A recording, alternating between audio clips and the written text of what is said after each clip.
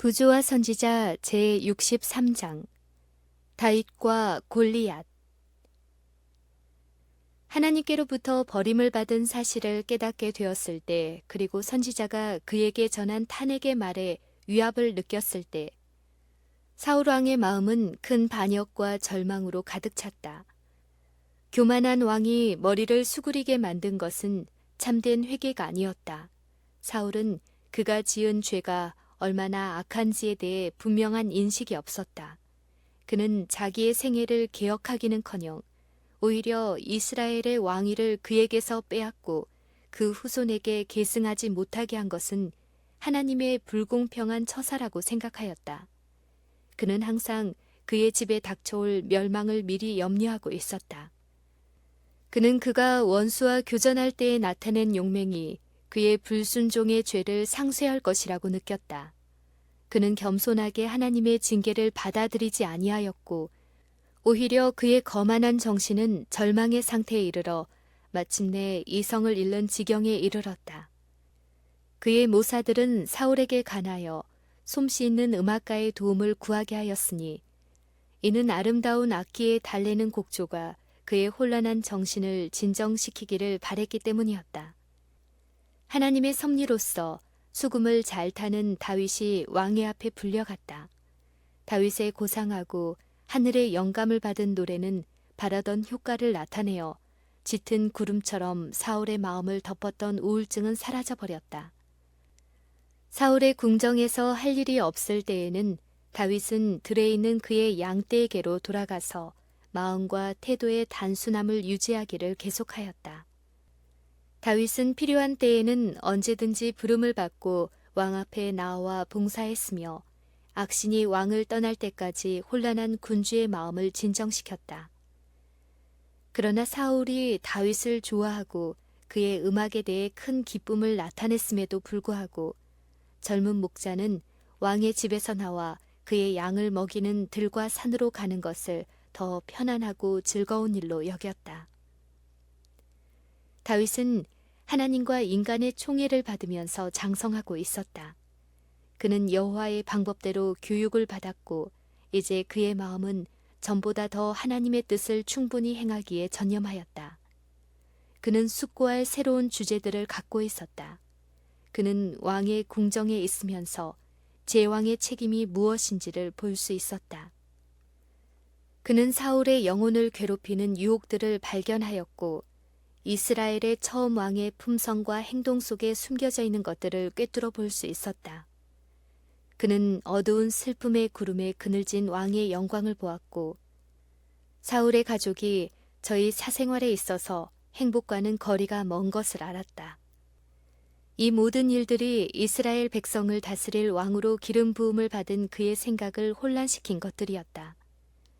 그러나 다윗은 깊은 명상에 잠기거나 근심 걱정이 엄습해 올 때에는 수금을 뜯으며 노래를 불러서 그의 마음을 모든 행복의 근원이신 하나님께로 향하게 하였다. 그리하면 미래를 어둡게 하는 검은 구름들이 사라져 버렸다. 하나님께서는 다윗에게 신뢰의 공과를 가르치고 계셨다. 모세를 당신의 사업을 위해 훈련시킨 것처럼 여호와께서는 이새의 아들을 당신의 선민의 지도자가 되도록 양성하시고 계셨다. 다윗은 그의 양떼를 지켜 보호하면서 크신 목자 그리스도께서 당신의 양떼를 어떻게 돌보시는가를 배우고 있었다. 다윗이 양떼와 함께 돌아다니던 외로운 산과 거친 계곡들은 맹수들이 잠복하고 있는 곳이었다. 가끔 요단 강변 숲과 산중 굴에서 굶주린 사자나 곰이 나타나 사납게 양떼를 공격하였다. 다윗은 그 당시의 습관을 따라 물매와 목자의 지팡이만으로 무장하고 있었으나 자기 양떼를 보호하는 일에 그의 힘과 용기가 일찍부터 나타났었다. 후에 이 회전을 묘사하면서 다윗은 다음과 같이 말하였다. 사자나 곰이 와서 양떼에서 새끼를 움키면 내가 따라가서 그것을 치고 그 입에서 새끼를 건져내었고, 그것이 일어나 나를 해하고자 하면 내가 그 수염을 잡고 그것을 쳐 죽였나이다. 이런 일들에 대한 다윗의 경험은 그의 마음의 어떠함을 증거하였고 그에게 용기와 인내와 신앙을 개발시켜 주었다. 다윗이 사울의 궁정으로 소환되기 전에도 용감한 행위로 그의 이름을 떨친 일이 있다. 다윗을 데려온 관원이 왕의 주목을 끌기 위하여 다윗은 호기와 무용과 구변이 있는 준수한 자라고 말했으며 또 이르기를 여호와께서 그와 함께 계시더이다 라고 하였다. 이스라엘이 블레셋 사람에게 전쟁을 선포했을 때에 이새의 세 아들은 사울의 지휘 아래 있는 군대에 가담했으나 다윗은 집에 남아 있었다. 그러나 얼마 후에 다윗은 사울의 진영을 방문하러 가게 되었다. 아버지의 명을 따라 그는 형님들에게 기별과 선물을 가지고 가서 그들이 여전히 안전하고 건강한지 알아보고 와야 하였다. 그러나 이 젊은 목자는 이새에게 알려지지 않은 보다 더 큰 사명을 위임받았다. 이스라엘 군대가 위험 중에 있었고 다윗은 천사에게서 그의 백성을 구하라는 지시를 받았다. 다윗이 군대에 가까이 이르렀을 때 마치 전투가 시작되려고 하는 때처럼 요란한 소리가 들렸다. 그리고 군대가 전장에 나와서 싸우려고 고함하였다. 이스라엘 군대와 블레셋인의 군대가 전투 태세를 갖추어 서로 접근하고 있었다. 다윗은 부대로 달려가 그의 형들에게 문안하였다. 다윗이 형들과 이야기하고 있는 동안에 블레셋 사람의 대장 골리앗이 나와 모독적인 언사로 이스라엘을 무시하면서 이스라엘 군사들 중에서 자기와 단둘이 격투할 자를 준비하라고 도전하였다. 골리앗의 도전은 계속되었고 온 이스라엘은 공포에 떨고 있었다. 날마다 블레셋 사람의 호통을 듣고도 그 거만한 자를 침묵시킬 전사를 내세우지 못하는 것을 보고 다윗의 마음은 몹시 흥분하였다. 그는 살아계신 하나님의 영광과 당신의 백성의 면목을 유지시키려는 결심으로 불타올랐다. 이스라엘의 군대는 기가 꺾여 있었다. 그들은 용기를 잃고 서로 너희가 이 올라온 사람을 보았느냐? 참으로 이스라엘을 모욕하러 왔도다 라고 말할 뿐이었다. 다윗은 치욕과 분개함을 금치 못하고 이 할례 없는 블레셋 사람이 누구간데 사시는 하나님의 군대를 모욕하겠느냐 라고 외쳤다. 이 말을 들은 다윗의 맏형 엘리압은 어린 다윗의 마음을 흥분시키고 있는 감정을 잘 알고 있었다. 다윗은 한 목자에 불과하였으나 매우 보기 드문 대담한 성격과 용기와 힘을 나타내었다. 그리고 사무엘이 저희 아버지의 집을 은밀하게 방문했다가 말없이 가버린 데 대해 그의 방문의 참된 목적이 무엇이었는가 하는 의심을 갖고 있었다. 그들은 다윗이 그들보다 더 영광을 받는 것을 볼 때에 질투심이 일어났고 다윗의 성실과 형제로서 보여주는 이 친절에 합당한 존중과 사랑을 가지고 그를 대하지 않았다. 그들은 다윗을 단지 풋내기 목자로밖에 보지 않았으며 다윗이 말한 질문을 듣고 엘리압은 블레셋 사람의 거인을 침묵시키려고 시도하지 못하는 자신의 비겁함에 대한 비난처럼 생각하였다. 엘리압은 분노하여 네가 어찌하여 이리로 내려왔느냐? 들에 있는 몇 양을 네게 맡겼느냐? 나는 내 교만과 내 완악함을 아노니 네가 전쟁을 구경하러 왔도다 라고 부르짖었다. 다윗은 공손하나 단호하게 다음과 같이 대답하였다. 내가 무엇을 하였나이까? 어찌 이유가 없으리이까? 다윗의 말이 왕에게 전달되었고 왕은 소년을 그의 앞으로 불러왔다. 사울은 그를 인하여 사람이 낙담하지 말 것이라 주의 종이 가서 저 블레셋 사람과 싸우리라고 말하는 목자의 말을 듣고 놀랐다. 사울은 다윗의 뜻을 돌이키고자 노력하였으나 이 소년은 움직이지 않았다. 다윗은 단순하고 겸손한 방법으로 대답하면서 그의 아버지의 양떼를 지키는 동안에 겪은 그의 경험을 말했다. 그리고 그는 여호와께서 나를 사자의 발톱과 곰의 발톱에서 건져내셨은즉 나를 이 블레셋 사람의 손에서도 건져내시리이다 라고 말하였다. 이스라엘 군대는 40일 동안 블레셋 거인의 거만한 도전 앞에 떨었다. 그들은 키가 6 규빗이나 되는 골리앗의 거대한 체구와 창을 볼 때에 저절로 낙담하게 되었다. 그는 머리에 노투구를 썼고 중수가 5,000세겔 되는 어린 갑을 입고 있었으며 그 다리는 놋 견갑을 쳤었다. 그 갑옷은 고기 비늘처럼 차례차례 깐 놋 조각으로 만들어졌고 그것들은 매우 단단하게 포개졌기 때문에 창이나 화살이 갑옷을 뚫고 들어갈 수 없었다. 거인은 그의 등에 역시 놋으로 만든 창을 메고 있었다. 그 창자루는 배틀채 같고 창날은 철 600세겔이며 방패든 자는 앞서 행하더라. 골리앗은 조석으로 이스라엘 진으로 가까이 나와 큰 소리로 말하기를 너희가 어찌하여 나와서 항우를 벌였느냐. 나는 블레셋 사람이 아니며 너희는 사울의 신복이 아니냐. 너희는 한 사람을 택하여 내게로 내려보내라. 그가 능히 싸워서 나를 죽이면 우리가 너희의 종이 되겠고 만일 내가 이겨 그를 죽이면 너희가 우리의 종이 되어 우리를 섬길 것이니라. 그 블레셋 사람이 또 가로되 내가 오늘날 이스라엘 군대를 모욕하였으니 사람을 보내어 나로 더불어 싸우게 하라고 하였다.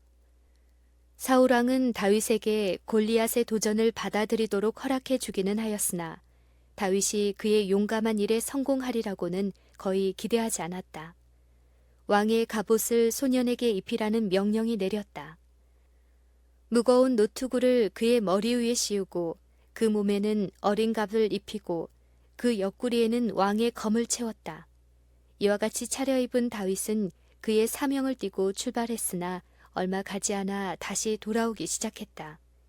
근심스럽게 바라보던 자들은 얼른 생각하기를 다윗이 상대할 수 없는 원수를 만나 그의 생명이 위험함으로 돌아온 것이라 생각했다. 그러나 이것은 용감한 소년의 생각과는 전혀 다른 생각이었다.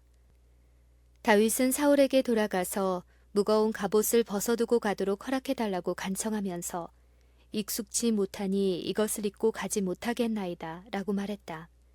그는 왕의 갑옷을 벗고 그 대신 그의 손에 막대기와 목자의 주머니와 단순한 물매를 취했다. 그는 가다가 시내에서 매끄러운 돌 5개를 골라 주머니에 넣고 손에 물매를 가지고 그 블레셋 사람에게로 가까이 나아갔다.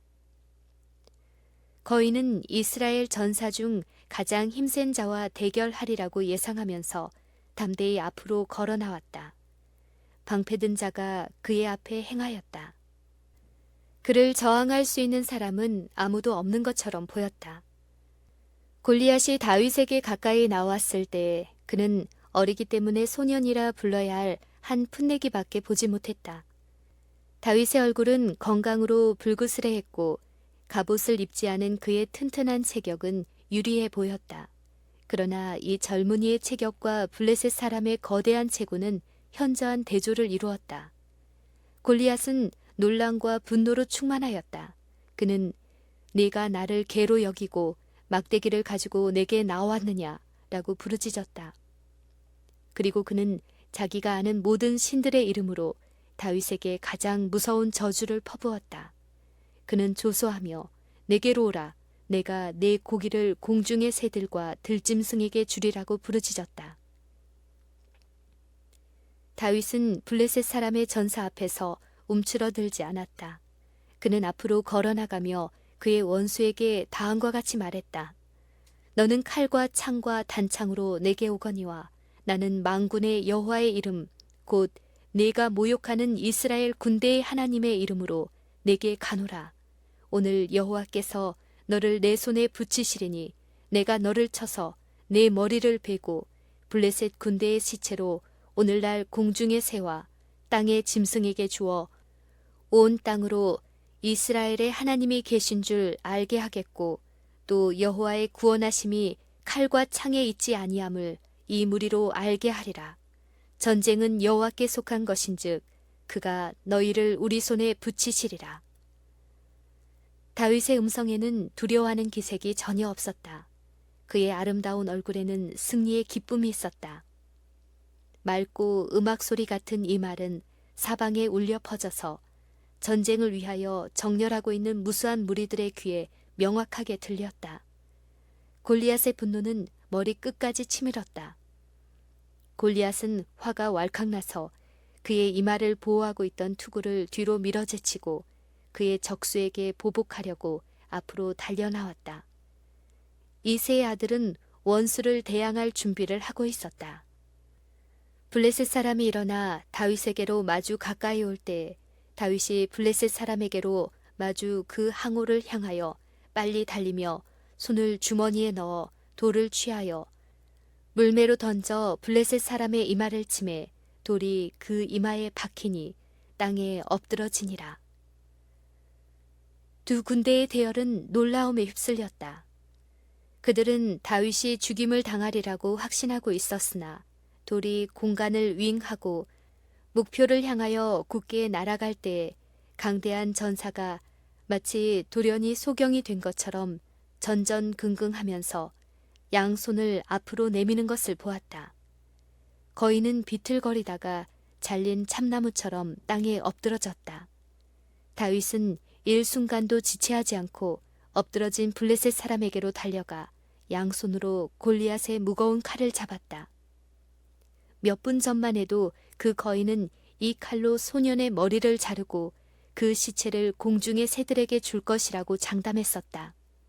이제 그 칼은 번쩍 들렸고 교만하던 자의 머리는 몸뚱이에서 굴러 떨어졌으며 이스라엘의 진에서는 환성이 울렸다.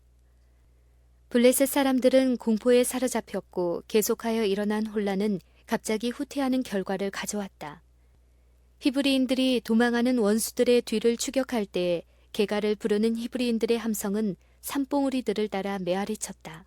그리고 그들은 블레셋 사람을 쫓아 가드와 에그론 성문까지 이르렀고 블레셋 사람의 상한 자들은 사하라임 가는 길에서부터 가드와 에그론까지 엎드러졌더라. 이스라엘 자손이 블레셋 사람을 쫓다가 돌아와서 그들의 진을 노략하였고 다윗은 블레셋 사람의 머리를 예루살렘으로 가져가고 갑주는 자기 장막에 두니라.